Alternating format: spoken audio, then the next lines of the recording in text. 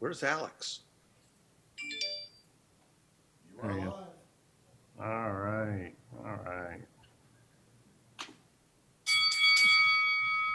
All right, everyone. Welcome to the May 28th meeting of the Rotary Club of Beaver Creek. Happy Friday, everyone. Good to see you. I'm your host and president, Mike Canada. I'm glad all 22 of you could be here today.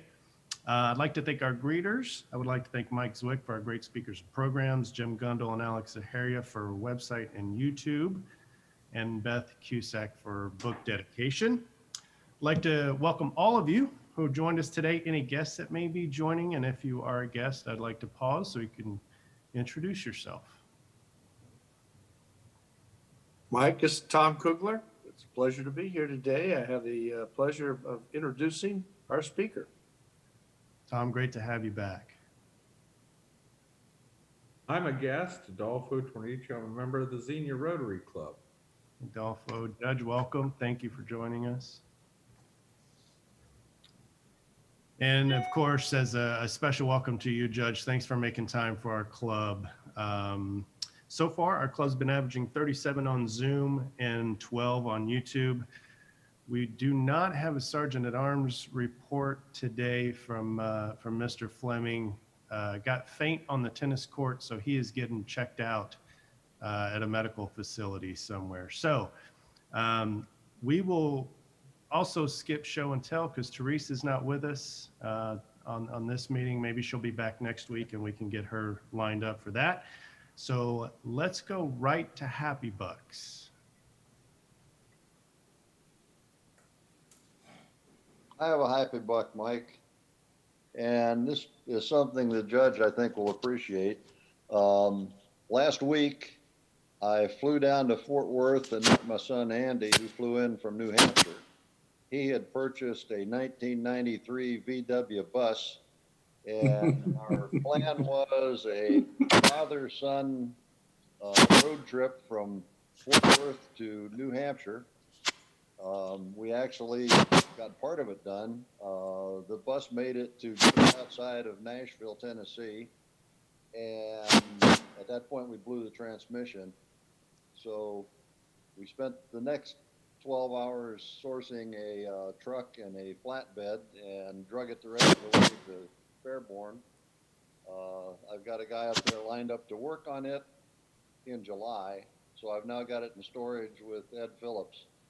But anyhow, Judge Andy's still has some, let's say, wild ideas. And so once we get it put back together, he's going to fly down from New Hampshire and we'll continue the jaunt to New Hampshire. That's it. Thanks, Jerry. I have a happy buck. See me? Go ahead. My grandson, Pierce Doyle, is a junior at Beaver Creek. He's in the regional track meet tonight, finals. And he's a high jumper for Beaver Creek and one of the top 5 in the state. So keeping our fingers crossed that he does well tonight and goes on to the state meet next week. So, Wow, pulling for him. Can I give a happy 50 cents?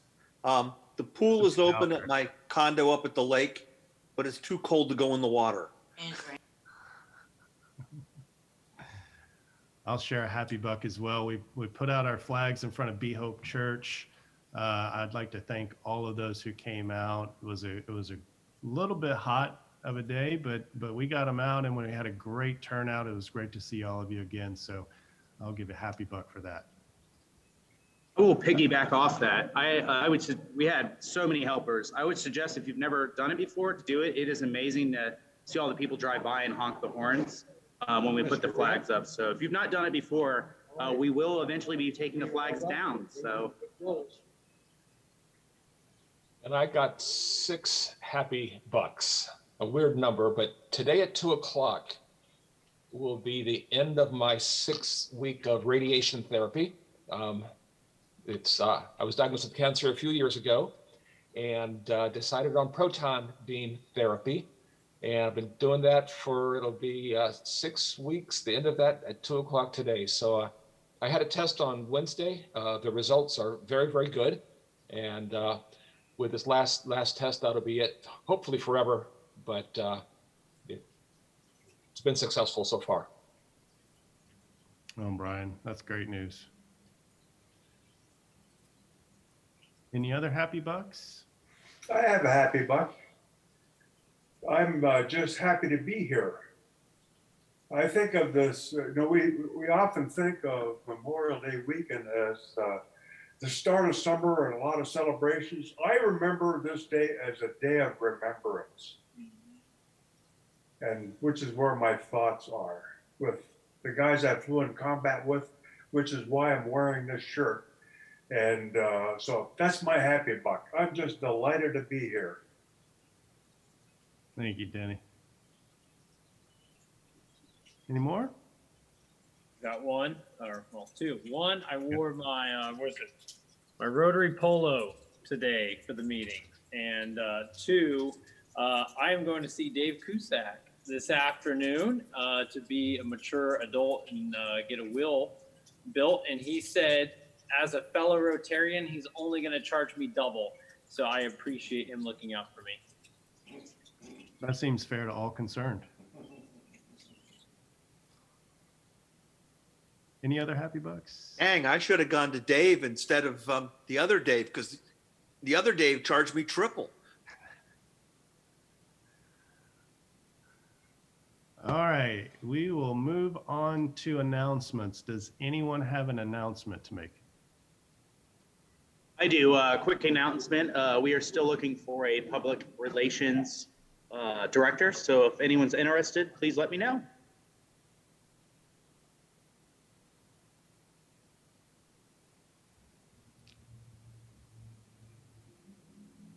All right, I'll start.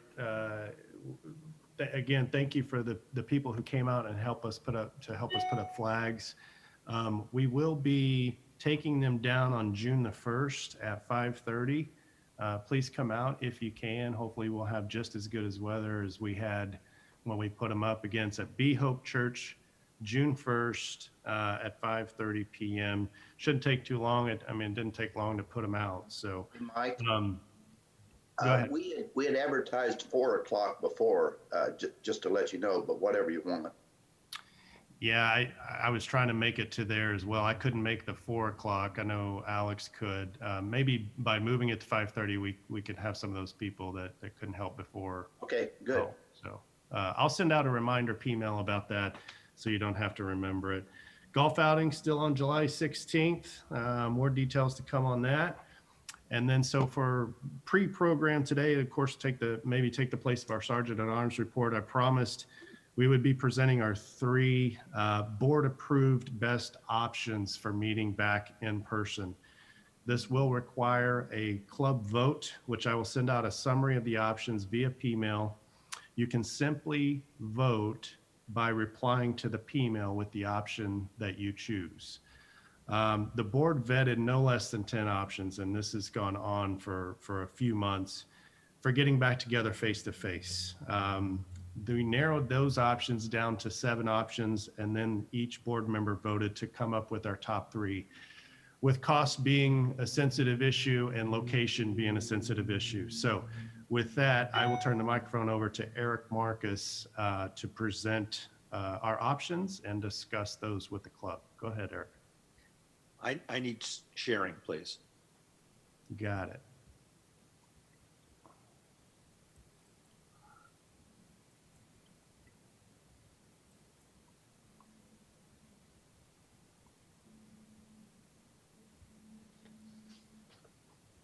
All right. This is a brief slideshow, I hope. So we'll see how it goes.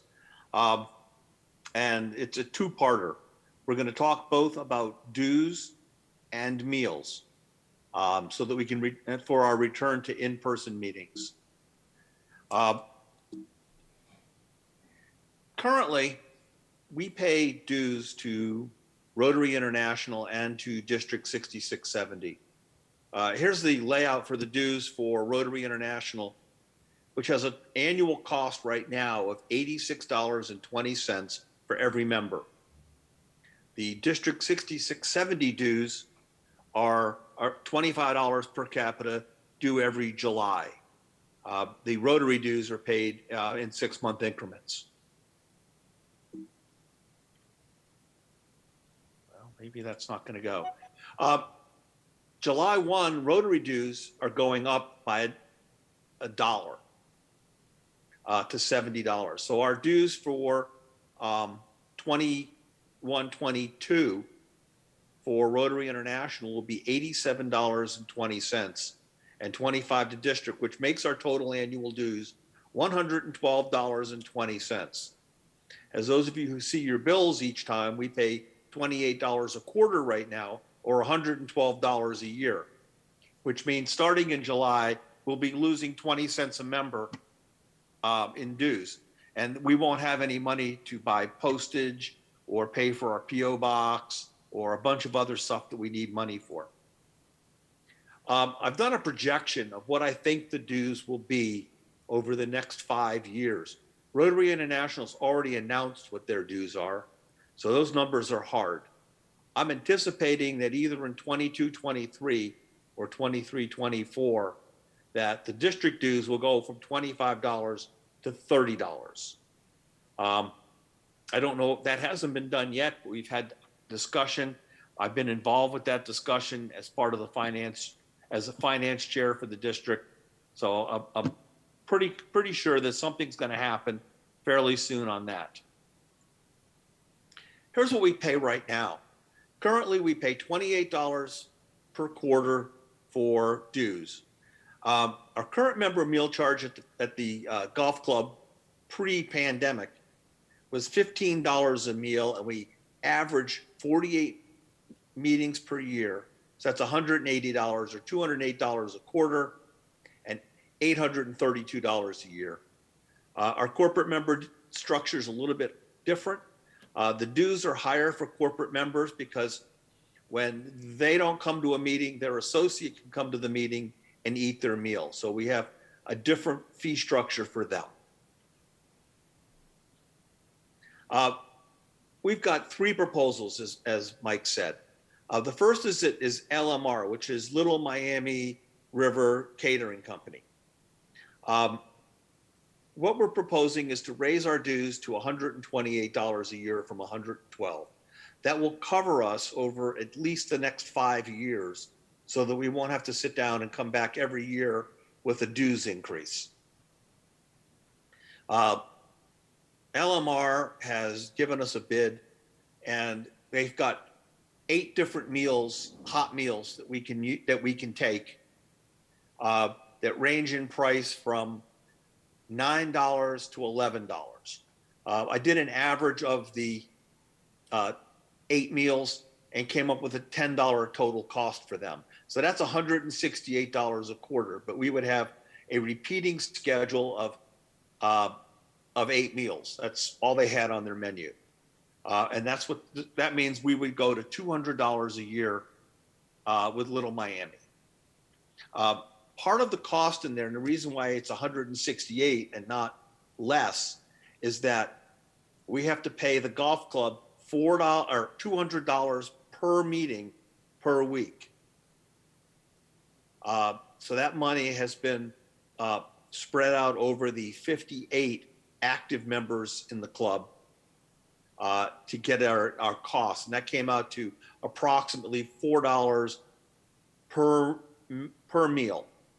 So that's how we got to 100. That's why it's $14 down here, and why it's $168 up here. The second proposal is to have Kohler's cater at the golf club. They gave us a bid of $14.25 per meal. I have rounded that up to $15 so we don't have to deal with quarters at our meetings. Again, we have to pay $4 per person for the golf club, which brings us to $19 a meal, which would make it $228 for meals and $260 per quarter. Our third bid is at the Hilton Garden Inn. Their bid was $18 for their basic buffet, which comes to $216 per quarter.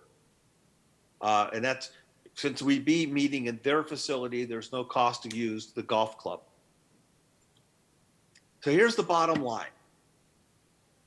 Weekly meals, $14 at LMR, $19 for Kohler's, $18 for the Hilton Garden Inn.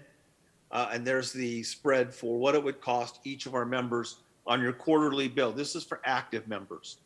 Rule of 85 and guests would pay these meal charges at each meal that they attended. So, questions. The first is I'm going to ask for 2 motions so that Mike can send out an email. The first is to set the Beaver Creek dues at $128 per year for 2021-22 and to have a vote by email. And the second would be to have a motion for the membership to vote by email for their choice of meal vendor venue for 21-22. And then I'm open now to any questions that people might have. I have a question, Eric. And I asked the whole board to get involved in answering the questions, not just Eric. Okay, I have a question. Is there any difference in the qualities of meals? Have you guys gone out and sampled the fare and see if the price difference for the increased price is visible in the meal quality? No. Okay, that's a short answer. Keep in mind, Kohler's was the caterer for a while at the golf at Walnut Grove. I remember that. Grove. So yeah, they were fair. They weren't as good as pre-pandemic the Beaver Creek golf course was, in my opinion. I'd have to agree with you. I agree with you too, Jim. And we've eaten at Hilton Garden Inn before when we've had joint meetings with Fairborn. The reality is, if we meet at the golf club, we have to pay the $200 and they will not provide food. So no matter what, if we meet at the golf club, if that's how the vote comes back, we're going to have it catered. Those 2 catering companies came back with the best options. As Eric mentioned, LMR has more of a limited menu, where Kohler's has more of an expanded menu. If we meet at Hilton Garden Inn, they have their menu and their food, but they don't charge us the room fee or setup or anything like that. So that's that. So go ahead. Question for you. Go ahead, Sandy. We had at one point it was the golf club was telling us that we needed to be out by 1, or maybe we were going to have to move meeting dates. Is that off the table? Are we good with remaining on Fridays at noon? Good question.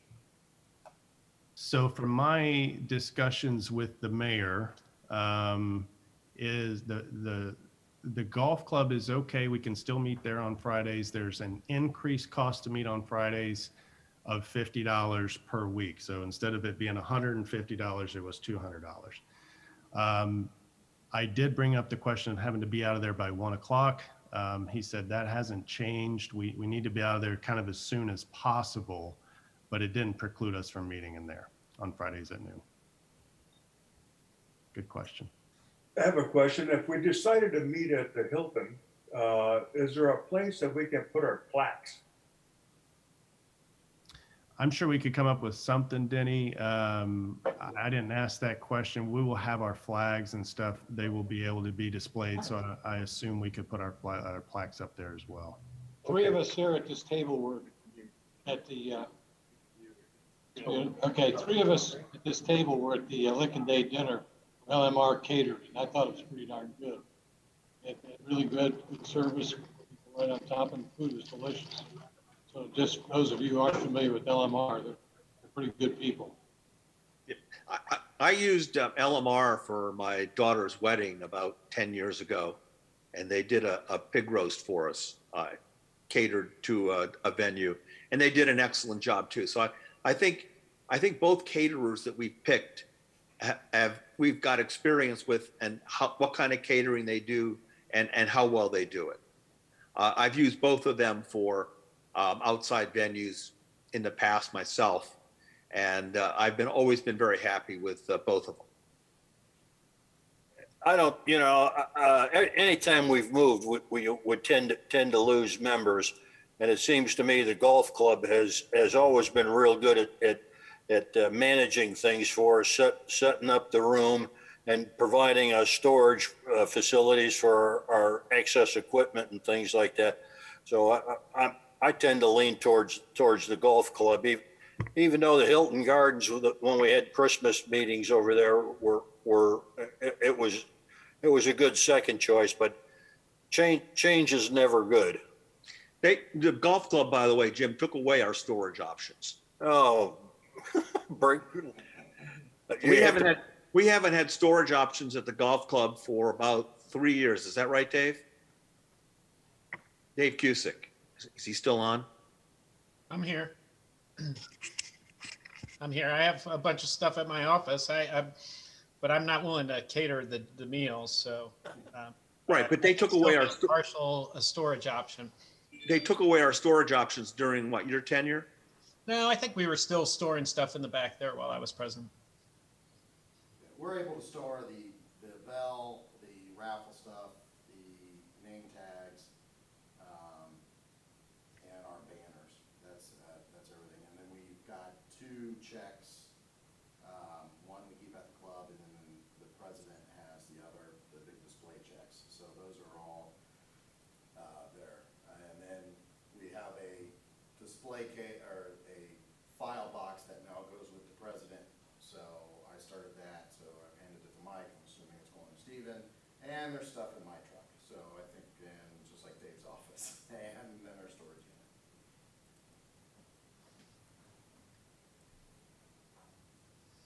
So Alex, you're saying I can't store anything in your truck during my tenure? Hey, I've got stuff in my truck from my tenure. So yeah, whenever you need it, call me. All right, so again, I will send out a P-mail if there's not any further questions. I'll send out a P-mail. I'm trying to make voting as easy as possible. So I'll send out a P-mail outlining the 3 options so every member's vote can be counted. Voting will be available for a week, so we're going to open it up today. We'll make another announcement to vote at next Friday's meeting, but then we'll end up closing it at the end of the day next Friday. So Friday, June the 4th, we'll close voting and tally the votes, and then we'll announce the winner, I guess, at June 11th, and we will immediately start making arrangements to start meeting at the place that was voted on. So again, all you have to do is hit reply to that P-mail and we'll tally the votes. In what I think would be a case of a rare tie, the board will vote to break the tie. So I would like to thank everyone who's been patient over the last year and just realize we're almost there. We're going to cross the finish line here real soon. So with that, I will turn it over to Commissioner, and he's a Rotarian of Beaver Creek. I don't care if his badge is born, Mr. Tom Kugler. Thank you, Mike. Listen, it's my pleasure today to introduce Adolfo Tornichio, who was raised in Greene County and graduated from Beaver Creek High School in 1988. After high school, Judge Tornichio earned his Bachelor of Arts degree in political science from Wright State University. He graduated from the University of Toledo College of Law. And after graduating law school, passing the Ohio bar, the judge became an assistant Greene County prosecuting attorney under Greene County Prosecutor Bill Skate, and continued to serve as assistant prosecutor for Greene County Prosecutor Stephen Howell. From 2000 to 2003, he served as the juvenile prosecutor. And in 2015, Governor Kasich appointed Adolfo to be the Greene County juvenile judge and was elected to the bench in November of 2016 and reelected in November of 2018. In January of 2021, Governor Mike DeWine appointed the judge to serve as judge of Greene County Court of Common Pleas General Division. Judge Tornichio also practiced law in Fairborn and Dayton, Ohio, and served as the village prosecutor for Waynesville, Ohio, and in their mayor's court, and was the acting law director for the city of Xenia. From serving as the Greene County Assistant Prosecutor, Mayor's Court Prosecutor, Acting Municipal Law Director, private practice, to being your judge, Judge Tornichio's background provides him not only with an understanding of the law, but a real-world understanding of how our judicial system may impact the people who come before him in his court. Judge Tornichio knows doing justice is more than making well-reasoned, legally sound decisions. He understands that doing justice requires building respect for the rule of law, protecting due process rights, and ensuring the safety of our community. In addition, the judge was appointed by Chief Justice Thomas Moyer to serve on the Ohio Supreme Court's Board of Character and Fitness and served 2 terms on the board. Chief Justice Maureen O'Connor appointed Judge Tornichio to the Ohio Board of Professional Conduct in 2019 to fill an unexpired term on the board and was reappointed for a full term in 2020. Judge Tornichio is the first assistant prosecuting attorney elected president of the Greene County FOP Lodge 37. In 2016, the Beaver Creek Chamber of Commerce awarded the judge the E.J. Shaw Life Achievement Award. Judge Tornichio, as he indicated, is an active member in the Xenia Rotary. Ladies and gentlemen, it's my pleasure to present a pillar of our community, Judge Adolfo Tornichio. Thank you for that very kind introduction, Tom. And before I start, I do want to say this because Tom and I talked about this before.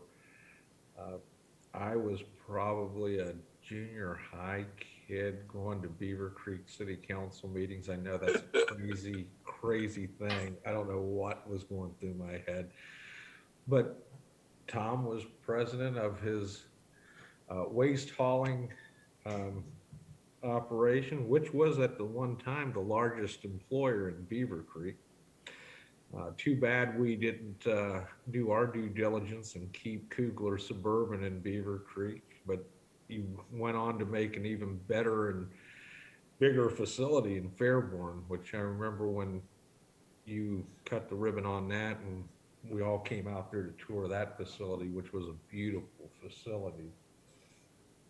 I don't know how Zawick came up with the idea of my story. Commissioner Kugler basically gave you my story, and my story is no different than anybody else's, really. I really want to talk about the people who made it possible for me to be where I'm at, because as everybody knows on this screen, none of us got to where we're at today 100% on our own. It was the people in our lives that helped get us to where we're at. And of course, I've got to talk about my mom and dad. And my parents were Depression era parents. I was an uh-oh baby to them. But my dad served in World War II, and you know, him and my mom had a real love for our country. My dad retired after 30-some years, close to 40, working out at Wright Pat Air Force Base. My mom, God love her. I honestly don't think I'd be sitting here today without my mom. My mom grew up in Italy. So first it's during the Depression, and it's a fascist country. And she is from southern Italy. And I say that because when the war happens and the Americans are coming up through Africa to Sicily, and then when they get into mainland Italy, it's in the province that my mom is living in. So she's grown up as a tween and a teen with World War II going on in her backyard. And she came to this country in '61. My parents My mom is from the same town in Italy that my paternal grandfather's from, and that's how my mom and dad met. She comes over the country, and I'm in my first year of law school. It's in the fall, and I come home and I want to quit. And my mom and I are on a walk, and she says, "Well, why are you wanting to quit?" And I said, "I'm homesick. I want to come home." And she looked at me and she said, "Homesick? Don't talk to me about homesick. I left my family in another country to come to a country that I knew no one in but your father.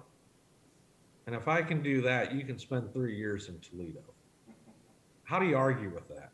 Seriously, how do you argue with that? So she was a real push, and she was real proud when I graduated. But there was other people in our community. I went to Parkwood Elementary, and I think that's probably part of the reason why I pursued what I pursued, because when I was at Parkwood in the fifth grade it was, Ben O'Dime, who's the principal of Parkwood, he's running for village council at that time. And, that was kind of neat to experience, to see. And then I got to know somebody by the name of Paul Dunnigan, who had a hardware store on Dayton Xenia Road. For those of you that are new to the community, it's where Barney's at right now. And I got to tell you, that's where I learned about retail politics, because he was doing that way before he ever ran for office. When you went in that store, you were greeted by Paul Dunnigan, who would either greet you by name, but if he didn't know you, he'd call you a friend, and he'd want to know what you wanted. And that was a unique experience. And then when I get even more involved, I had this silly idea after graduating high school that I'd run for Beaver Creek City Council. And I lost by 200 votes, which I want to thank the 200 people that did not vote for me, because if they would have, I don't think I'd be where I'm at today if I would have won that council race. But I got to tell you, I didn't know Bob Doyle. I knew he was our state rep. And I went to Bob to see if he would support me. Now, this is 1989. He doesn't know me from Adam, but he must have saw something in me, because he supported me in that first race for city council. And through that race in city council, I get to meet another community-minded person and this guy never held elected office, but boy, he was active in the community, and that was Wilford Jones. And through meeting Wilford, he encourages me to join the Beaver Creek Chamber if I'm going to run for city council. And I joined the Beaver Creek Chamber of Commerce, and then I get to meet a person by the name of Len Holohan, who was the first executive director of the chamber. And Len was a retired colonel from the base. And I think what I learned from him is, if you're going to pursue something like this, there needs to be a professionalism to it. I mean, Len was very accommodating and encouraging. And since I lost that race, I decided to go onto the Republican Central Committee in Greene County and face Sparks, who was the longtime Central Committee chair, and her husband, Herman. And Herman used to serve on city council. That's where I got to learn about party politics and what that was all about. And that was a different breed of cat. And I also learned from Mike DeWine. I volunteered on his campaign for Congress, which was 1982. And I do have to say this about the governor. What I learned from him is that you do the right things for the right reasons, and sometimes they're not politically popular. But if you do the right things for the right reasons, you'll be able to sleep at night. And I appreciate that. And this now, I'm now switching to being in law school, and Barbara Mills, who was then Barbara Cherry at the time, and she was dating Bill Skank. And she helped me get a law clerk's job with the prosecutor's office.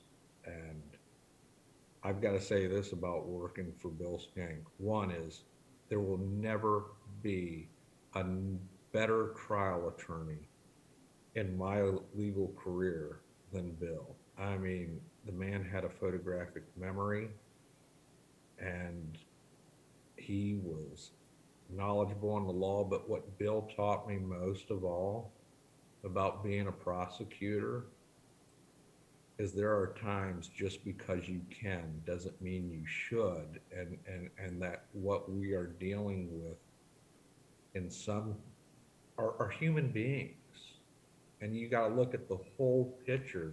That one size just doesn't fit all. And I got a lot of golf tips from him too. So I'm not a good golfer. My golf game's awful, but Bill also gave me some really good golf tips. But then I look at the honor and pleasure that I have of filling this seat. I mean, to be Steve Wolliver's successor, and Steve helped me out too, because we were in private practice. Him and Ron Lewis and I were in private practice in Fairborn. At that time, Bill allowed assistant prosecutors to have a private practice. Now, Bill was also clear it's not going to interfere with your work in the prosecutor's office, and it's got to be at night. So it wasn't a lot of courtroom drama there. But and this seat that I'm sitting in right now, this term, is also Judge Rose's and Judge Campbell's seat, and learning from them, practicing in front of them, the fact that to be fair to all sides, to actually listen, and again, to make a decision based on the law and the facts, that's the right thing. And I guess my life story, again, is like everybody else's. It takes a village. We've heard that phrase. And I got to tell this story. I was the juvenile prosecutor in the early 2000s. And then when I started prosecuting adult felonies, I would see a lot of the kids I prosecuted in juvenile court now being prosecuted in adult court. And that's what motivated me to be the juvenile judge when that opening occurred. And now that I'm back in the adult division, I thought, I wonder who I'm going to see from juvenile court that appeared in front of me. And that actually happened this week. And I've got to say, it was in a different way than what I thought. This week I had the first jury trial as judge, and when we were picking a jury, I started off asking questions of the potential jurors. Does anybody know the prosecutor? Does anybody know the defense attorney, the defendant? And then I said, does anybody know me? And this young guy raises his hand and he goes, I know you. And I said, how do I know? How do we know one another? He goes, I appeared in front of you in juvenile court. And I said, oh, really? I said, oh, how was that experience? And he said, well, it was a traffic case and you were really fair. So it's nice that the first juvenile that I see up in the general division isn't in front of me because of a crime, but is doing their civic duty and actually got picked for the jury. And it was a drug case that one of your members, Andrew Hunt, the new chief trial counsel for our new prosecutor, David Hayes, it was his first trial back in Greene County. By the way, he did an amazing job. I think his stint in the federal system really made him an even better prosecutor than, and he was a damn good one when he was with the Greene County Prosecutor's Office, but I think that stint in federal court really made him even better. And it was nice watching him practice. But to sum it all up, it takes a community. And, you know, one of the things that Rotary did, and it was the Xenia Rotary Club, and of course it's my home Rotary Club, but, you know, when I was in juvenile court, one of the things that we did by raising funds is build a greenhouse out at the court. And if you saw that article about a month ago that the Dayton Daily News did, and I think that that's important to give these kids meaning and purpose that they do have a future, because this Beaver Creek community helped me be who I am today, and I just want to say thank you. Like I said, it's not an exciting story, my story, but like I said, it's the community that helped get me to where I'm at. And Denny, I do want to say this about Memorial Day, because I did say this to the jury, that I said, you know, I hold serving in our country in the military very highly. And we hear a phrase a lot of, they fought for our freedoms, and we thank our veterans and our active duty military for what they've done and what they're doing for the country. But I did tell the jurors, I said, look, if you believe that those men and women fought and died for our freedoms, this is one of those freedoms, is jury service, to where we have everyday citizens with a diverse background coming together to hear the facts of a case, apply the law as the court gives it to them, to determine another citizen's fate. It's not a perfect system, but ladies and gentlemen, it is a hell of a lot better system than some of these countries have, where you don't get a jury of everyday citizens.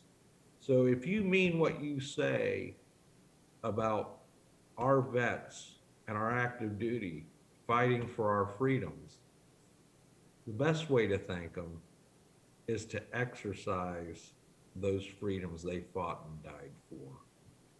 Thank you for the opportunity yet again to speak to the Beaver Creek Rotary Club. You guys do amazing things for the community, and keep it up.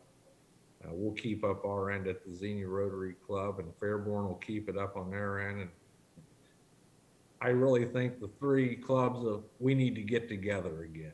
And hopefully with this pandemic coming to hopefully an end, we can all get together as the Greene County Rotary Clubs and break bread together or something. So thank you. Judge, just a comment to piggyback what you were talking about. I went to this Beaver Creek Council meeting, and across the row was this father and son. And I kept watching them and listening to the council, and the son kept asking questions. And so after the meeting, I went up and introduced myself. And I said, so is he Boy Scout? Is he doing this for a merit badge? He said, no, he wants to be a city council person. I said, oh, and of course, like he said, he's like 7th or 8th grade. And I said, well, you know, I shook his hand. I said, good for you. And of course, as they say, the rest is history. And he watched him go through his, all the, what he accomplished. And I read this, that some of the stuff they provided, I probably only read about half of the accomplishments that he had on this sheet. And it really is a who's who. And as I said, he really is a pillar of the community. And I really appreciate everything he's done and his tenacity to stay the course and make a difference. And one last thing going on that, and I didn't talk about this, but Tom Kugler is also the person who pushed me to run for executive chair of the Republican Party. Yeah, I drug him around to all the different groups and said, all right, you got to talk to these people. So we get on there, and he did. He made a real difference within that organization too. So, and I think he's wherever he's gone, whatever will do, he certainly will be someone that will make that difference. Thank you, Judge. Do we have any questions for the judge? Yeah, I just want to make a comment, Adolfo. I have so much respect for you. Appreciate you taking the time to come on today. I will add on, though, that you are our second favorite judge to Judge Capelli, who is a Beaver Creek member. So, Absolutely. She should be your favorite judge. She's a Beaver Creek Rotary member. She I'll is. take second place. I wish she was on. And in fact, I did take second place to her in 2007. That's right. That's right. Do we have any other questions for the judge? Well, Judge, thank you for sharing your story with us, and hopefully it'll be an inspiration to those either watching on YouTube or within our meeting here that you can. It does take a community, and we're proud to have you speak to our club, and I'm sure Xenia's proud to have you as a Xenia Rotarian. So as you probably know, we have a tradition in our club to dedicate a book to the Beaver Creek Library on your behalf. So if, I don't know if Beth, she looks like she's in her car, but maybe she can do that. I can. Can you hear me okay? Yes. All right. Judge Tornichio, thank you so much for being with us today and sharing your story. In your honor, we are donating a book called Minecraft Let's Build, which will be surely a hit this summer with a lot of the youth. So thank you very much. Let me know, is that going to be in the Beaver Creek Library? And the only reason why I say that is our 11-year-old is a big Minecrafter. So I'm going to say, get this book. Yes, absolutely. I'll reach out to you once we have it cataloged, and we'll make sure that she gets a copy of it. All right. Thank you. Thank you. Next week, we will have Doug Hemming presenting Getting to Know C-SPAN. As a reminder, please keep an eye on upcoming programs at beavercreekrotary.com and Facebook, as well as the P-mail for the vote. Again, all you have to do is reply to that P-mail to make your voice heard. Is there anything else for the good of the club? All right, everyone, have a great Memorial Day weekend. Be safe, and we'll see you next week.